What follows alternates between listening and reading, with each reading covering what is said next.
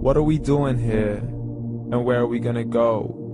It's like we just woke up one morning and then it's welcome to the show. Don't ask any questions, just go with the flow. Make as much money as you can and try your best not to get broke. Copy everything you see on the TV, from the hairstyles to the clothes, and don't think too often, just do exactly as you're told. And if you ever get confused, then just turn towards the alcohol. You still hear your thoughts? Then just turn up the radio as you learn to live a lifestyle of drugs, sex, and rock and roll. But in all honesty, I just need to know, is there more to the cycle than growing and getting old? Living and dying just to leave behind a happy home and a whole lot of property that somebody else is going to own. I just really need to know before the casket's closed, 'cause I'm not willing to gamble with my soul, nor am I ready to take any chances. These are just simple life questions and I'm just searching for some answers. Like, what are we doing here? And what is our purpose? How did we get here, and who made us so perfect? And what happens once we go, or is this world all really worth it? Questions we don't answer because apparently we don't really have to. There's no purpose to this life and our existence is merely natural. Then in that case, please let me ask you, did you create yourself, or was it somebody else who had fashioned you? 'Cause you're a being that's impeccable, faultless and unparalleled. You're a product of supreme intelligence and I'm merely being rational.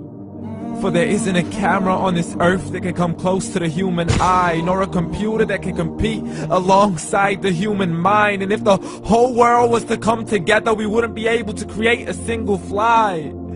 So many signs, yet we still deny. As science tries to justify that all this could come from none, when it's a simple sum. 0 plus 0 plus 0 cannot possibly ever give you 1. So from where did all this order come? For everything has its origins, a maker, a creator of its own. I mean, the only reason you're watching this video is because somebody had to press upload. So we can believe in the Big Bang, but I'd rather believe in He who caused it to explode. Allah, the creator of everything along with every single soul. The ever-living, the master, the only one who is in control. Unlike his creation, beyond our imagination. And no, he's not a man, nor does he have any partners in association. He's on his own. And no, he did not ever leave us alone. Just like every manufacturer, he left us with an instruction manual. The Quran and Islam, and I'm sorry to jump to conclusions, but it's the only one possible.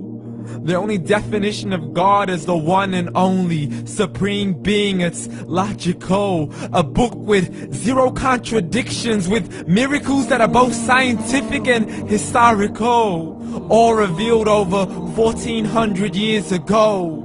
Like the detailed description of the human embryo. The descriptions of the human embryo in the Quran cannot be based on scientific knowledge in the 7th century. To the mountains as pegs holding firm the earth below, and the 2 seas that don't mix in a complete separate flow. To the planets in orbit, alternating night and day as they stay in flow. The expansion of the universe and the creation of everything from H2O.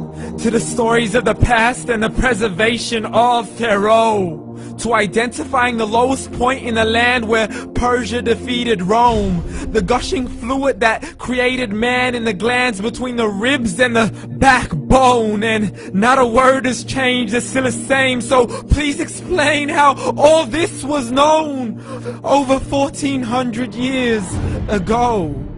To a man who couldn't read or write, as he would recite whatever the angels spoke. And if you still don't believe, please try to come up with something that's even close. But you can't, so we took God as a mockery and his messengers as a joke. Muhammad could not read or write. How somebody who can't read or write gonna start a religion? Dismiss these scriptures as legends and tales of the ancient folk, as we live life according to our whims, desires, and hopes. saying this life is the only home we will ever know. We will live then die, then simply turn to bones. YOLO!